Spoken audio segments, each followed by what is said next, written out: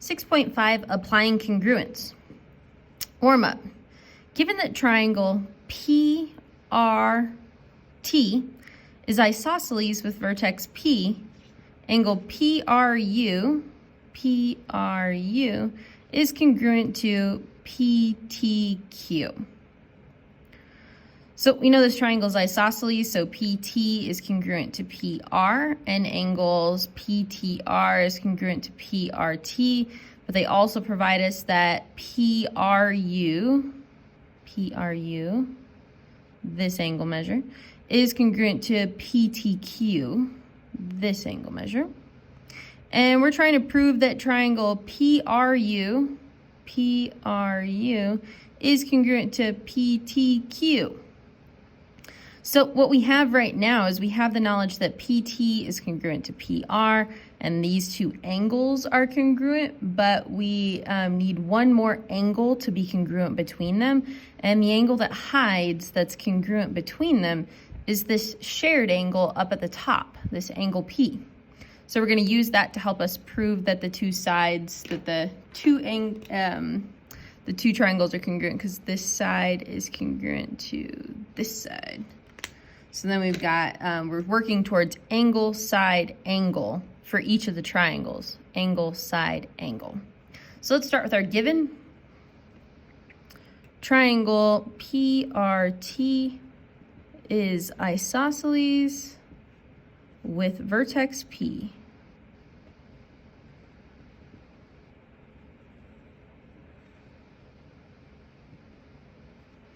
And then we know that angle PRU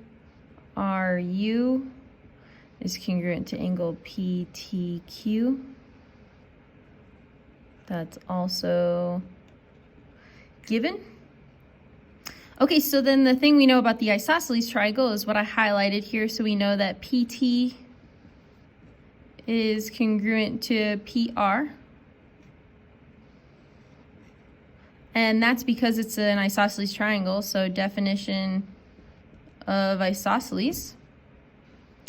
And then we know from just the diagram, I'm not even going to use the given to do this one. I just know from the diagram that angle P is shared. This is my angle already. Like I already have this angle measure. Here's my side, and then I just need the third statement about the angle. So I'm just going to write it over here. Angle P is congruent to angle P by the reflexive property. You could have called that a shared angle if you would like to. So now I've got my angle, side, angle. So now I can say that triangle PRU is congruent to triangle PTQ. And now I'll pull my arrows from all the information. So here's my angle, here's my side, and here's my angle. Done. Okay, so what we're going to do today is that you can take this a step further. Once you prove that two triangles are congruent using ASA or HL or SSS or any of the triangle congruent shortcuts, you can use that to then talk about other parts of the diagram. But you first have to prove that the triangles are congruent, and then you can use that to state things further in the proof. So just once again, the definition of congruent triangles are two triangles with corresponding parts.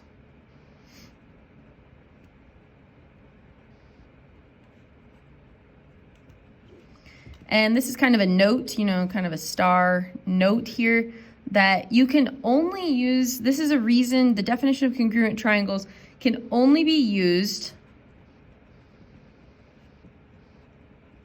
after,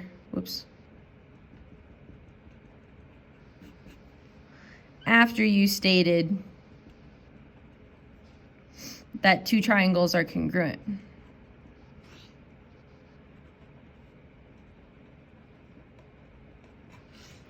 Not before. So you can use the definition of congruent triangles once you already know that they're congruent. In the past, we've written proofs where in the given statement, they said that two triangles were congruent, so we were already allowed to use it. But now we have tools where we can first prove that the two triangles are congruent and then use it to help us finish. So here's an example. We've got angle RSQ. RSQ is congruent to TUS. I think that's backwards. I think there's a typo here. I think it's supposed to be RQS. Let's change that. I'm so sorry. RQS, because it's supposed to be this angle is congruent to this angle. I'm so sorry. RQS is congruent to TUS. And QR is congruent to UT. And then we want to prove that S is the midpoint of QU. So if that's going to be a midpoint, then we know that the Q to S needs to be the same length as S to U. So what we really could do is we could try and show that this segment, this QS, is congruent to SU using one of our triangle congruent shortcuts. So we can try to show it using side angle side is one way you could do it. Or another way that we kind of have to go is we need to use this vertical angle business at this vertex S. So if I know that this angle is congruent to this angle, which we do by vertical angle knowledge, I can say that these two triangles are congruent using angle, angle, side. Angle, angle, side. So that's the direction we're gonna go. We're gonna prove that they're congruent using angle, angle, side, and then we can say that those two side lengths are the same, which means that S must be the midpoint. So that's the plan. We're working towards angle, angle, side. So start with your given. So angle RQS is congruent to angle TUS.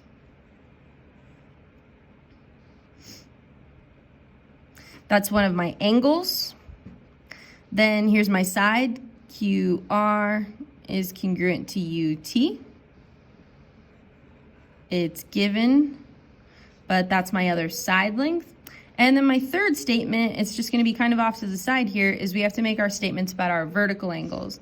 So we could say that angle QSR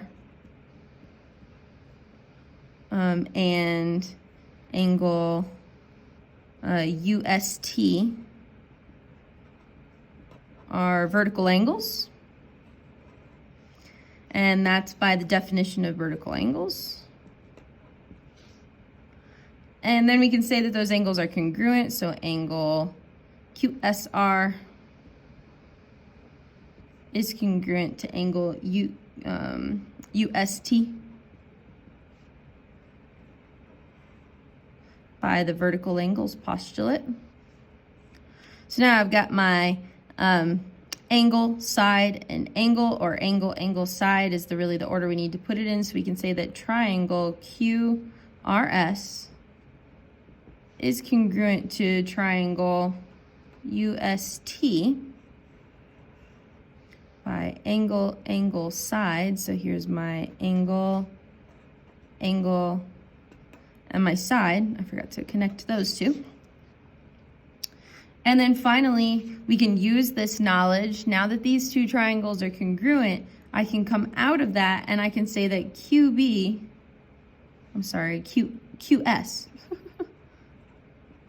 QS is congruent to US.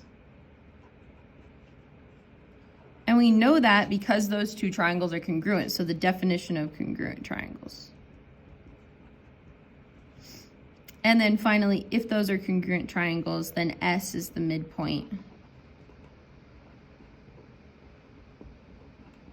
of QU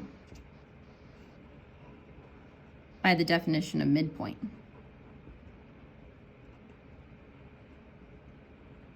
And you're finished. Thank you.